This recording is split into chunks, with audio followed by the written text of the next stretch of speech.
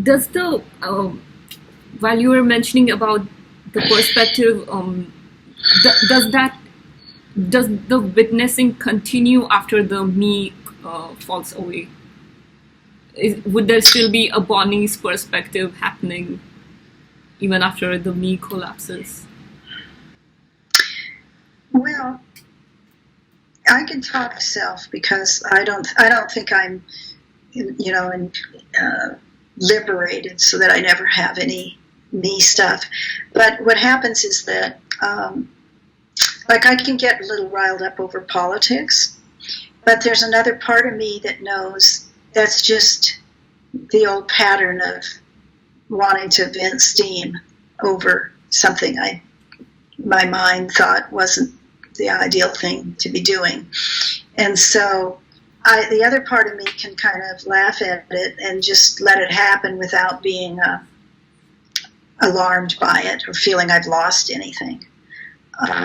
So for me, there's kind of a duality in the sense that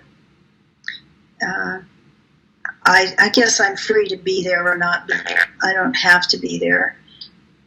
The thing that pulls me in the most is when my kids have a problem.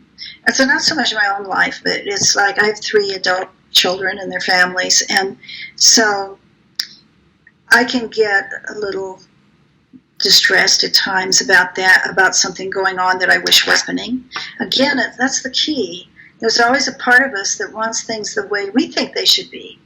We don't want other lives, other people's to be doing this that we don't think they should do, or to be harmed in some way.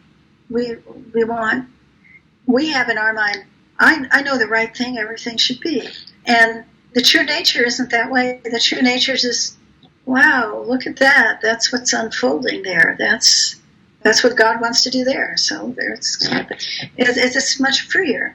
So when you've had enough realization, you're able to fall back into that place.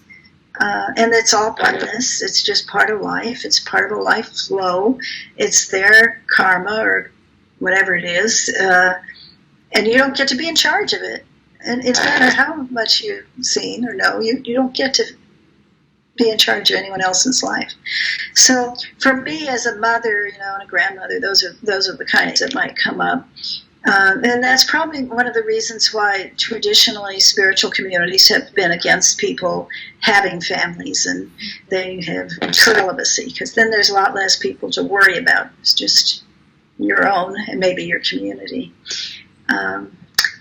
But, like Ramana, I may have this wrong in my head, but it seems like there was a time somebody was going to claim his property and take away the ashram. And a lot of the people there were very upset about it, And he just didn't care. It was like, we'll see what happens.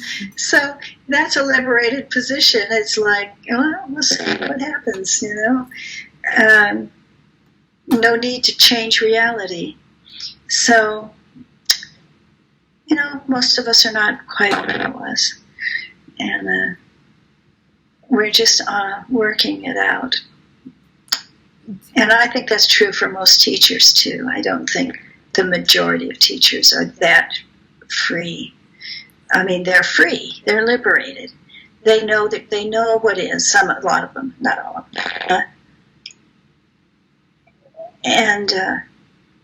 I've heard, they're wonderful, and they have a lot to offer, but they may sometimes fall into personal reactions briefly, but they don't take it serious. It's like, it's okay. And feelings happen. I asked Baba Haridas once about that, because he had made a talk and said something about your feelings. I said, how can that be that you don't have any feelings? And he said, it's not that feelings don't arise. They move through. You just don't hold on to them.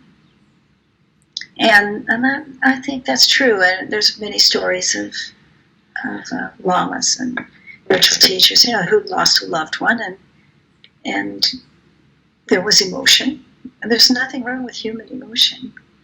And then completed itself and carried around. The story goes away. this shouldn't be happening. It's not okay that way. So there is no identification. It arises and goes, arises. Yeah. It's like, that's sad. You'll miss someone maybe.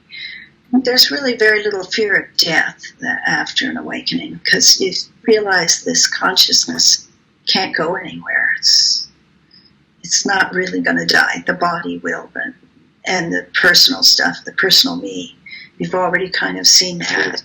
So it's not so scary to think about dying or somebody else dying.